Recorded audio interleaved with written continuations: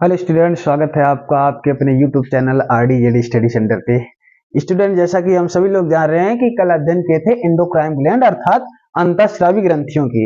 और मैंने आपसे बताया था कि पिछले क्लासों में कुछ अंतःस्रावी ग्रंथियां छूट चुकी थी, जिसका अध्ययन हम आप लोग आज इस क्लासों में करेंगे। तो वहां पे मैंने आपको बताया था कि हम आप लोग पिट्यूटरी ग्लैंड अर्थात पीयूष ग्रंथियों का अध्ययन करेंगे, और पिछली क्लासों में एक ग्रंथि छूट गई थी, गोनाल ग्लैंड अर्थात जनन ग्रंथियां।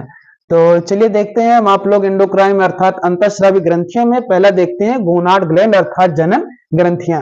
तो ध्यान रखना है, गोनाड ग्लैंड जो होती हैं, जनन ग्रंथियां जो होती हैं, मुख्यतः बने होते हैं स्टेरॉइड के। जब भी आपसे कहेगा कि जनन ग्रंथियां बनी किसकी होती हैं, तो क्या बताएंगे? स्टेरॉइड के। किसके बने होते हैं? स्टेरॉइड के। अब आपके मन में यह प्रश्न उठ रहा होगा कि जब जनन ग्रंथियां स्टेरॉइड के बनी होती हैं, तो और सारी ग्रंथियों में जो अंतःस्रावी हार्मोन स्रावित करते हैं, किसके बने होते हैं? तो ध्यान रखना, जितने भी अंतःस्रावी ग्रंथियां होती हैं, जितने भी हार्मोन स्रावित करते हैं, वो सब बने जो होते हैं वो प्रोटीन के बने होते हैं। किसके बने होते हैं? प्रोटीन के। अर्थात अगर आपसे पूछा कि हार्मोन बने किसके होते हैं, तो प्रोटीन के बने होते हैं। जहां पे गोनाल ग्लैंड अर्थात जनन ग्रंथियां जो हार्मोन बनाती थी, ये हार्मोन किसके बने होते हैं? तो स्टेरॉइड के बने होते हैं। चलिए देखते हैं हम आप लोग, ये जो जनन ग्रंथियां होती हैं दो प्रकार की होती हैं, एक मेल में होता है, एक फीमेल में होता है। तो ध्यान रखना, मेल में टेस्टिस में हार्मोन बनते हैं, जबकि फीमेल में कहां पे बनते हैं? तो ओवरी में बनते हैं। तो मेल में जो टेस्टिस में हार्मोन्स बनते हैं, एक टेस्टोस्टेरॉन बनता है, दूसरा शुक्राणु अर्थात स्पर्म बनते हैं। तो टेस्टोस्टेरॉन जो होता है सबसे अधिक मात्रा में कुत्तों में पाए जाते हैं, जबकि टेस्टोस्टेरॉन की अधिकता पुरुषों में भी होती है। और ध्यान रखना, ये विषैले पदार्थों या विषैले जानवरों को रोकने का कार्य करता है।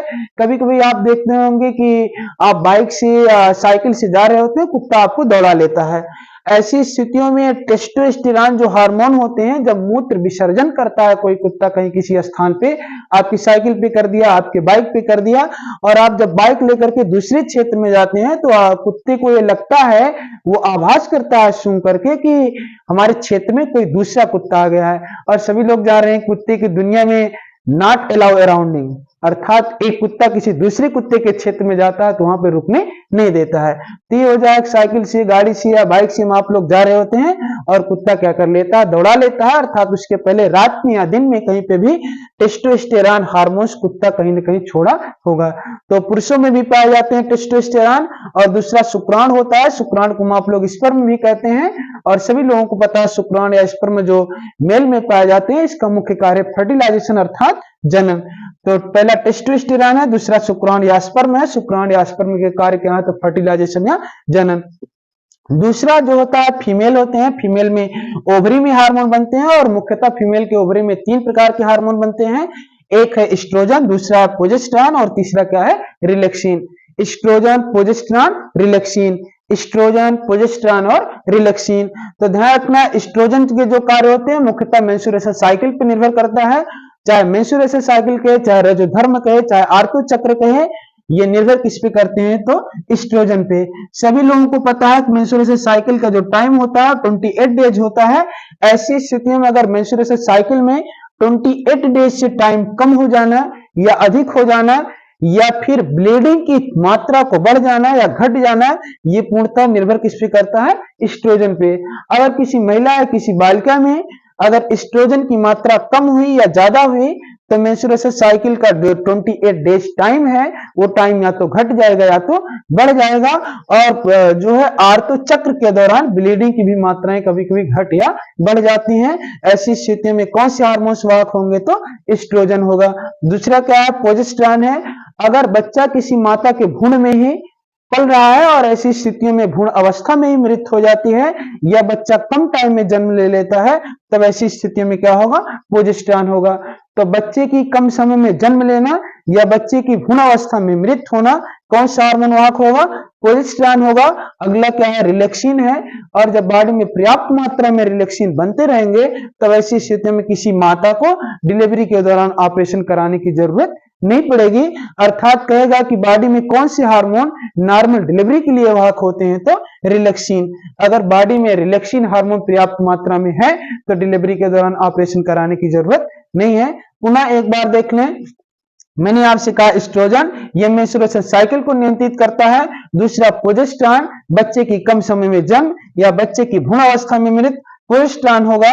अगला है रिलैक्सिन। रिलैक्सिन मैंने आपसे कहा कि अगर बॉडी में पर्याप्त मात्रा में रिलैक्सिन है तब ऐसी स्थितियों में नॉर्मल डिलीवरी होगी, अर्थात ऑपरेशन कराने की कोई जरूरत नहीं है।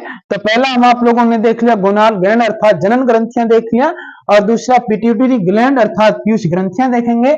ध्यान रखना है ब्रेन की आधार तल पे स्थित होता है, बहुत छोटी सी ये ग्रंथि होती है। मैंने आपको व्यास भी बता दिया है 0.6 मिलीमीटर। तो जब ये पिट्यूटरी ग्लैंड अर्थात पीयूष ग्रंथियों की बात करेगा तो आप बताएंगे कि ब्रेन की अधर तल पे या आधार तल पे स्थित होती हैं, और इनका व्यास जो होता है 0.6 मिलीमीटर होता है, और ये बॉडी को कंट्रोल करने का कार्य करते हैं। जब भी पिट्यूटरी की या पीयूष ग्रंथियों की बात करेगा तो बॉडी को क्या करते हैं, कंट्रोल करने या नियंत्रित करने का कार्य करते हैं। इसमें पहला हार्मोन पाया जाता है TSH, thyroid stimulating hormone. Thyroid stimulating hormone ये क्या करते हैं, थायरॉक्सिन बनाने का कार्य करते हैं। ऐसी स्थिति में थायराइड ग्रंथियां जो हमारी आपकी बॉडी में पाई जाती हैं, इन्हें क्या करते हैं, उत्तेजित करने का कार्य करते हैं। तो थायराइड ग्रंथियों को जब उत्तेजित करेंगे तो कौन सा हार्मोन बनाएगा, थायरॉक्सिन हार्मोन बनाएगा। मैंने आपको थायराइड ग्रंथियां पिछली वाली क्लासों में बता दिया हूं। तो पहला hormone TSH, thyroid stimulating hormone, ये क्या करेगा, थायराइड ग्रंथियों को उत्तेजित करेगा, जिससे कौन सा हार्मोन बनाएंगे, तो थायरॉक्सिन हार्मोन बनाएंगे। दूसरा है STH, सोमैटोट्रोपिन हार्मोन। STH सोमैटोट्रोपिन हार्मोन, ध्यान रखना बॉडी में सोमैटोट्रोपिन हार्मोन जितना अधिक होगा बॉडी उतने भीमकाय अर्थात विशाल होगी, और TSH की मात्रा जितने कम होगी उतने बॉडी का आकार क्या होगा, छोटा होगा। अगर बॉडी में TSH की मात्राएं लगातार कम हो रही हैं तब ऐसी स्थितियों में वो व्यक्ति बौना हो जाएगा या ठिमरा जाएगा। अगर STH पर्याप्त मात्रा में बॉडी में सोमैटोट्रोपिन हार्मोन तो उसकी बॉडी क्या होगी, सामान्यता होगी। अगर अधिक मात्रा में होगा तो बॉडी भीमकाय अर्थात अत्यधिक बड़ी हो जाएगी। तो ये वृद्धि को नियंत्रित कौन सा हार्मोन करता है, STH अर्थात सोमैटोट्रोपिन हार्मोन। सोमैटोट्रोपिन हार्मोन अर्थात STH। अगला है LTH। ये LTH जो होता है लैक्टोजेनिक हार्मोन होते हैं, इसे प्रोलैक्टिन हार्मोन भी कहते हैं। तो LTH कहेगा तो आप कहेंगे लैक्टोजेनिक हार्मोन। इसे और कौन से नाम से जाना जाता है, तो प्रोलैक्टिन हार्मोन के नाम से जाना जाता है। ये स्तन ग्रंथियों को क्या करता है, नियंत्रित करने का कार्य करता है। जब भी कोई माता किसी नवजात शिशु को जन्म देने की स्थिति में होती है तब स्तन ग्रंथियों में क्या होने लगता है, उभार आने लगता है। तो आपको पता चला कि इसे प्रोलैक्टिन हार्मोन भी कहते हैं, और यह स्तन ग्रंथियों को क्या करता है, नियंत्रित करने का कार्य करता है। ध्यान रखना। अगला है ऑक्सीटोसिन। ये ऑक्सीटोसिन जो हार्मोन होते हैं ये दूध का स्राव करते हैं। मैंने आपको इससे पहले आपको लैक्टोजेनिक हार्मोन बताया, और लैक्टोजेनिक हार्मोन में जब भी कोई माता, चाहे वो गाय भैंस हो या फिर कोई माता हो, अगर किसी संतान को जन्म देती है तब ऐसी स्थिति में स्तन ग्रंथियां जो होती हैं उसकी विकसित होती हैं, जो दूध को स्रावित करने का कार्य करती हैं। यहाँ पे ऑक्सीटोसिन जो हार्मोन होता है ये दूध को काफी आसानी से स्रावित करने का कार्य करता है। ऑक्सीटोसिन हार्मोन का व्यापार भी हो रहा है। कभी कभी आप देखें गांव में जब भी कोई गाय या भैंस जब भी बच्चा देता है, अगर किसी कारणवश उसकी संतान अर्थात उसके बच्चे नष्ट हो गए या एक्सपायर हो गए तो दूध को स्रावित नहीं करता है, तब ऐसी स्थिति में आप लोग एक इंजेक्शन लगाते हैं। उस इंजेक्शन का नाम क्या है, ऑक्सीटोसिन। ऑक्सीटोसिन वैसे मार्केटों में बैन है, लेकिन लोग उपयोग करते हैं दूध का स्रावित करने के लिए। तो जानवरों में दूध को स्रावित करने के लिए कौन से हार्मोन उपयोग करते हैं, तो ऑक्सीटोसिन, जिससे दूध को आसानी से क्या किया जाता है, निकाला जाता है। अगला है वैसोप्रेसिन। या वैसोप्रेसिन जो हार्मोन होते हैं ये पेशाब की सांद्रता को नियंत्रित करते हैं। ध्यान रखना, अगर वैसोप्रेसिन हार्मोन की अधिकता हुई तब ऐसी स्थितियों में पेशाब की सांद्रता बढ़ जाती है, और जब पेशाब की सांद्रता बढ़ जाती है तो मूत्र त्याग करते समय जलन जैसी समस्याओं का सामना करना पड़ता है। तो सांद्रता अगर बढ़ी तो मूत्र मार्ग में दर्द और मूत्र त्याग के समय जलन। अगर पेशाब की सांद्रता घटी तब ऐसी स्थितियों में मूत्र पतला हो जाता है और लगातार मूत्र विसर्जित करना पड़ता है। ऐसी स्थितियों में जल की कमी भी हो सकती है।